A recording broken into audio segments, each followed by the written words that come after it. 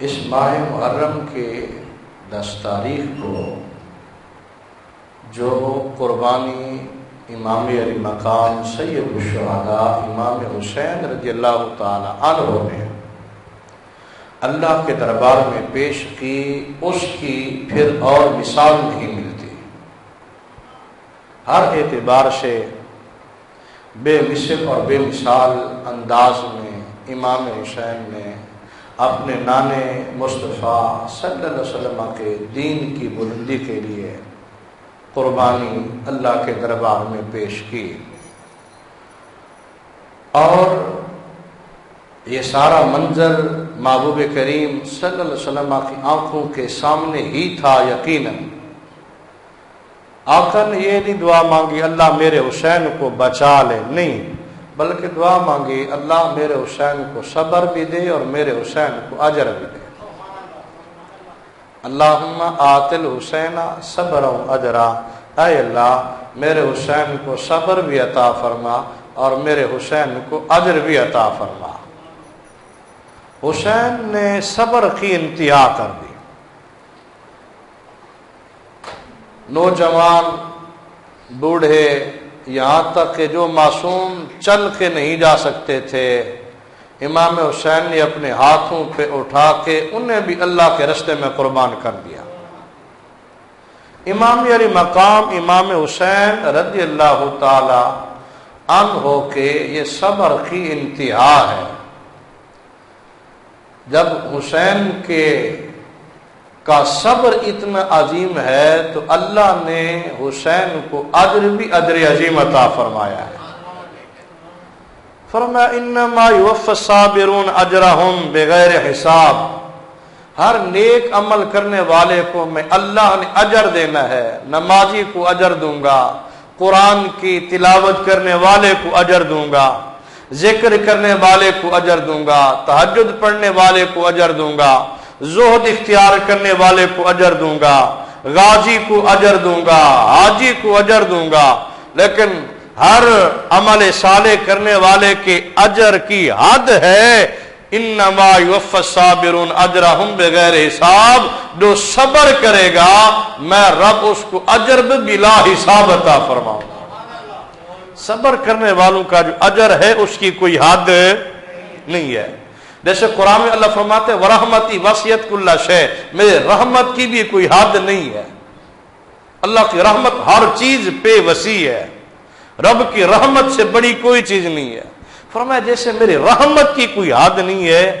مومن اگر تو صبر کرے گا تو پھر میں تجھے جو اجر دوں گا اس اجر کی بھی کوئی حد نہیں ہو۔ امام علی مقام امام حسین رضی اللہ تعالی عنہ نے صبر کی انتہا فرما دی، اور اللہ پاک نے ان کو اجر عطا فرمایا کہ اتنی صدیاں گزرنے کے باوجود آج بھی امام علی مقام امام حسین رضی اللہ تعالی عنہ کے تذکرے ہو رہے ہیں۔ یہ قیامت تک یقیناً تذکرے ہوتے رہیں گے۔ یہ امام الانبیاء کا خانوادہ ہے، جس خانوادے نے انتہائی وہ مثالی انداز کے اندر اللہ کے دربار میں قربانی پیش کی کہ سر تن سے جدا تھا، نیزے کی نوک پہ سوار تھا، پھر بھی حسین کے لبوں پہ اللہ کا قرآن جاری تھا۔ جب امام علی مقام امام حسین رضی اللہ تعالی عنہ کا سر مبارک تن مبارک سے جدا کیا گیا اور نیزے کی نوک پہ اس کو لٹکایا گیا، جب یہ قافلہ چلتا چلتا مختلف مقامات سے گزرتا ہوا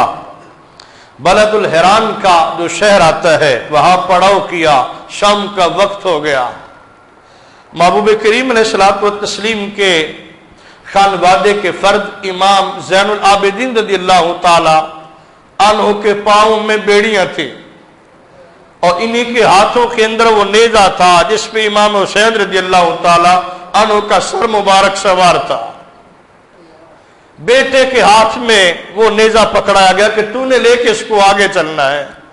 اور اوپر دیکھنے کی بھی اجازت نہیں تھی۔ خانوادہ مصطفیٰ کے ساتھ ظلم و ستم کی انتہا، بلد الحران کے شہر میں جا کے پڑاؤ کیا، اونٹنی ذبح کی جا رہی ہے اور وہ جشن منا رہے ہیں کہ ہم جیت گئے، اور اونٹنی بھی انہوں نے اپنی نہیں، خانواد مصطفیٰ کی اونٹنیوں میں سے ایک اونٹنی کو ذبح کیا، اور اس کو جب پکایا گیا، سامنے رکھا گیا، تو اس کا گوشت کھانے کے قابل نہیں تھا، تو ڈانٹا گیا یزیدی لشکر کی طرف سے اس لشکر والوں کو کہ تم نے ہمیں بتایا کیوں نہیں کہ اونٹنی بیمار ہے؟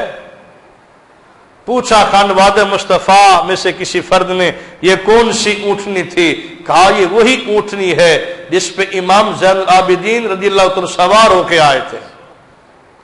کہا وہ بیمار اونٹنی ہوگی، اس وجہ سے اس کا گوشت کھانے کے قابل نہیں ہے۔ کہا نہیں بیمار نہیں تھی، یہ خانواد مصطفیٰ کی پاکیزہ اونٹنی ہے، تم لوگ یہ پاکیزہ اونٹنی گوشت کھانے کے قابل ہی نہیں ہو۔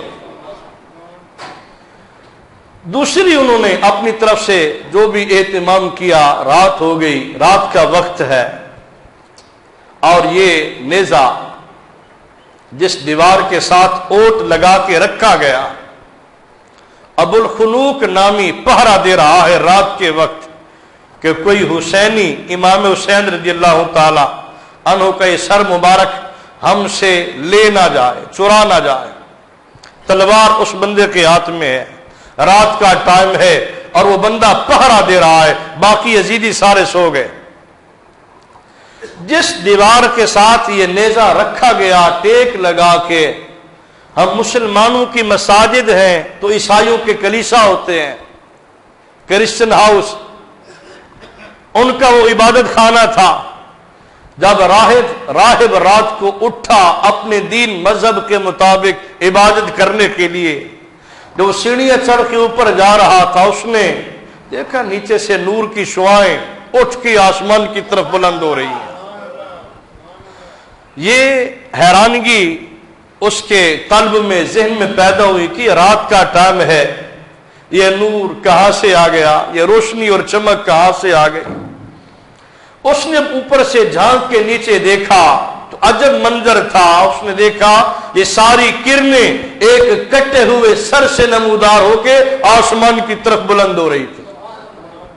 وہ راہب واپس پلٹا، باہر گیا، ابو الخلوق جو پہرا دے رہا تھا اس سے پوچھا یہ کس کا سر ہے؟ کہا بتانے کی اجازت نہیں ہے۔ اس نے منت کی، سماجت کی کہ مہربانی کر، بڑا پیارا ہے، کشش اس چہرے کے اندر موجود ہے اور نورانیت کا ملاحظہ میں خود کر رہا ہوں، یہ کس کا سر ہے؟ وہ بدبخت جلال میں آ گیا، کہا یہ کسی باغی کا سر ہے۔ کہا چپ ہو جا، باغیوں کے چہرے پہ نور نہیں ہوتا، باغیوں کے چہرے سے نکلنے والی یہ کرنیں یہ نہیں ہوتی، یہ باغی نہیں، مجھے تو مسجد نبوی کے کسی نمازی کا سر نظر آ رہا، بتا یہ کس کا سر ہے؟ اس کو دیکھنے کا بار بار جی کر رہا ہے، آج تو میرا دل ہی نہیں کر رہا، میں عیسائی ضرور ہوں کہ اپنے مذہب کے مطابق عبادت کروں، اس چہرے پہ اتنی کشش ہے، کشش کیوں نہ ہوتی جس چہرے کو سارے نبیوں کے سردار نے بار بار چوما ہو، جس چہرے والے حسین کو امام الانبیاء نے اپنے سینے پہ لٹایا ہو، جس کو اپنے کاندھوں پہ سوار کیا ہو، اس حسین میں کشش کیوں نہ ہوتی؟ تو بامر مجبوری اس کو بتایا گیا یہ امام حسین کا سر ہے۔ اور بڑا حیران ہوا کہ وہی نبی کا نواسا جس کا تم کلمہ پڑھتے ہو، سارے نبیوں کے سردار کا نواسا وہی حسین؟ کہا ہاں وہی حسین ہے۔ وہ چیخ پڑا، کہا لو کانا لینا بیجنا ولدن، اگر ہمارے نبی عیسیٰ کا کوئی بیٹا ہوتا، لَأَسْكَنَّاهُ عَلَىٰ هِدَاتِنَا، ہم اسی اپنی آنکھوں پہ بٹھاتے۔ بدبختو تم نے نبی کے نواسے کو یہ اس کے ساتھ سلوک کیا کہ ان کا سر تن سے تم نے جدا کر دیا اور نیزے کی نوک پہ لٹکا کے تم نے اس کو رکھا ہے۔ بتاؤ آج کی رات کی کتنی قیمت مانگتے ہو؟ اب حسین کے سر کی بولی لگ رہی ہے، جن کے قربانیوں کا صدقہ آج ہمارے پاس کلمہ موجود ہے، قرآن موجود ہے، آزادی کا ماحول موجود ہے، ہم ذکر کر سکتے ہیں، خدا کا نام آزادی کے ماحول میں لے سکتے ہیں، رات کے چند گھڑیوں کے لیے اسے حسین کے سر کی آج بولی لگ رہی ہے، بتاؤ کتنے پیسے لوگے۔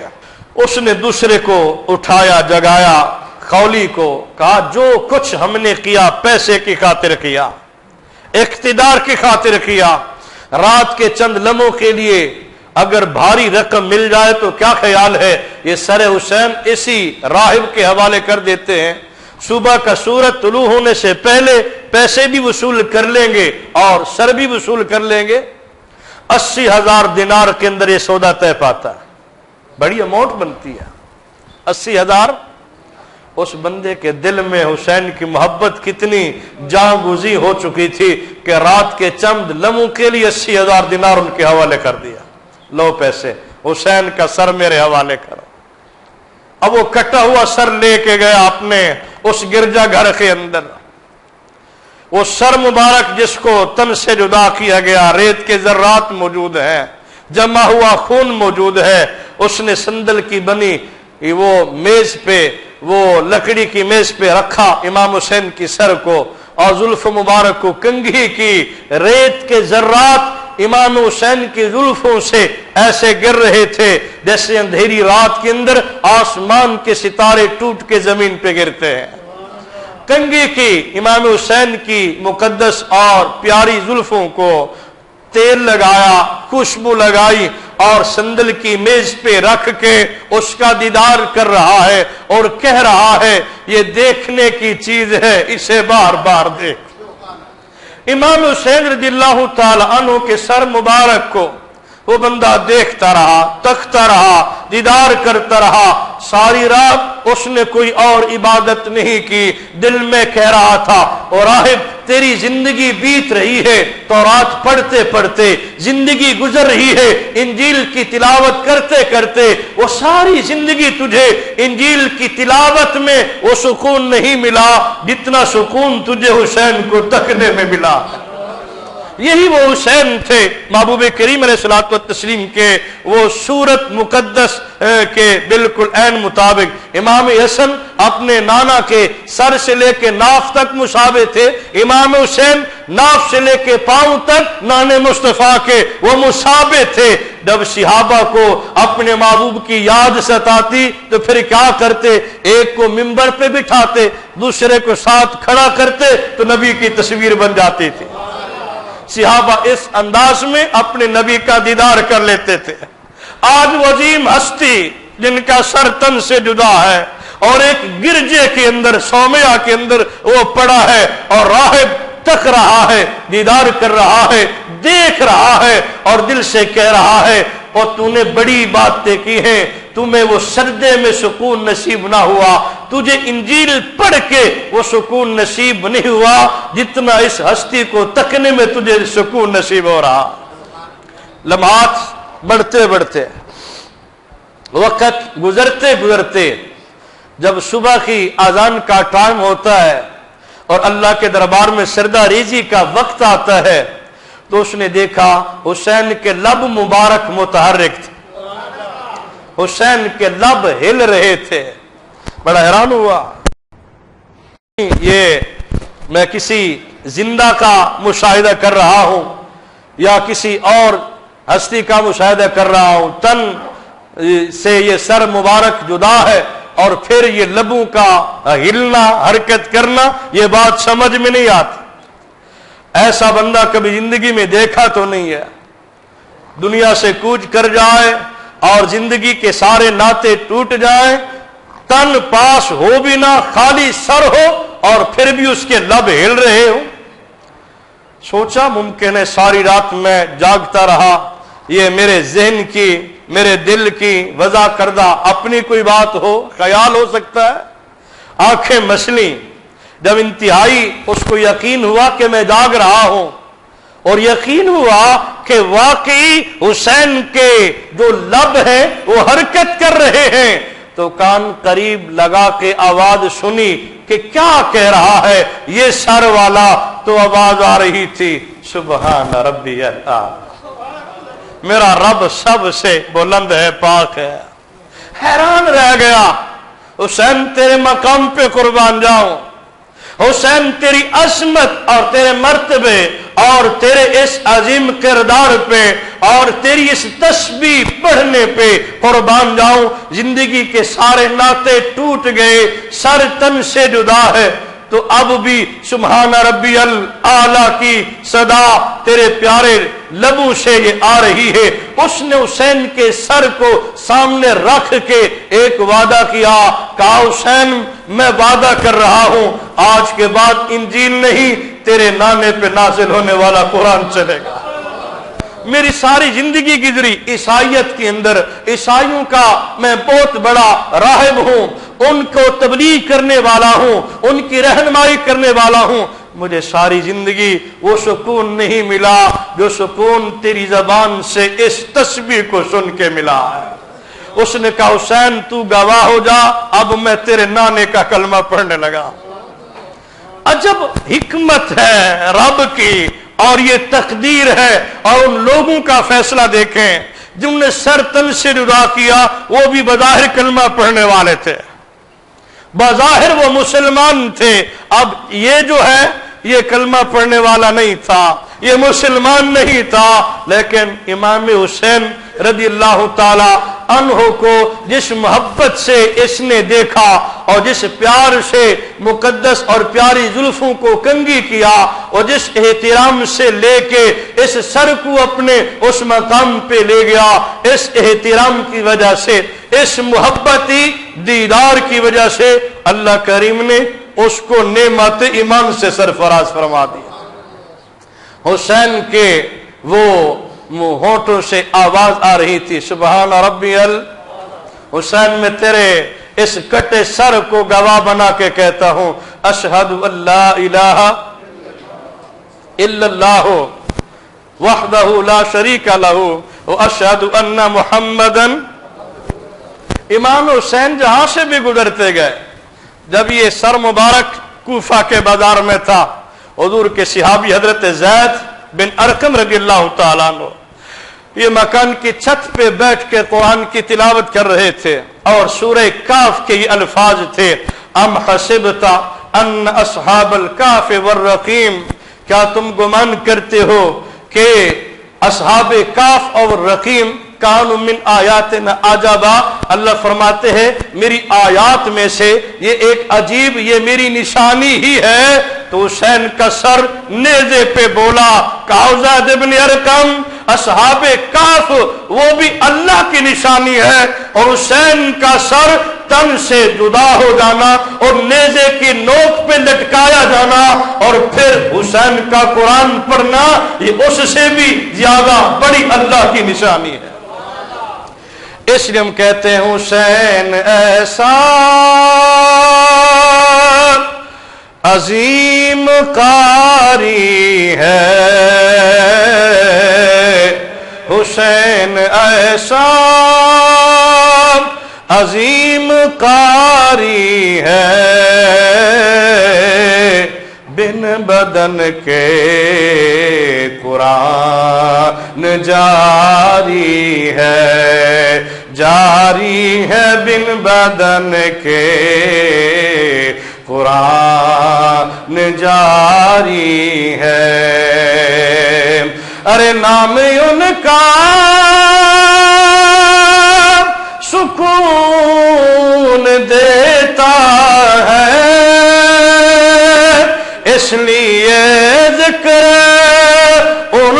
کا جاری ہے، بن بدن کے قرآن جاری ہے۔ ایمان سے بڑھ کے بڑی کوئی اور نعمت ہے جو جس نے چند لمحوں کے لیے حسین کو محبت کی نگاہ سے دیکھا، رب نے کائنات کی سب سے بڑی نعمت کا مالک بنا۔ کبھی نہ ملتا ایمان اس بندے کو، کبھی نہ اسلام کے گلشن میں وہ آباد نہ ہوتا اگر حسین کو محبت کی نگاہ سے وہ تکتا نہ۔ یہ اتنا عظیم اور لجپال اور فیاض اور سخی یہ گھرانہ ہے، ان کو محبت کی نگاہ سے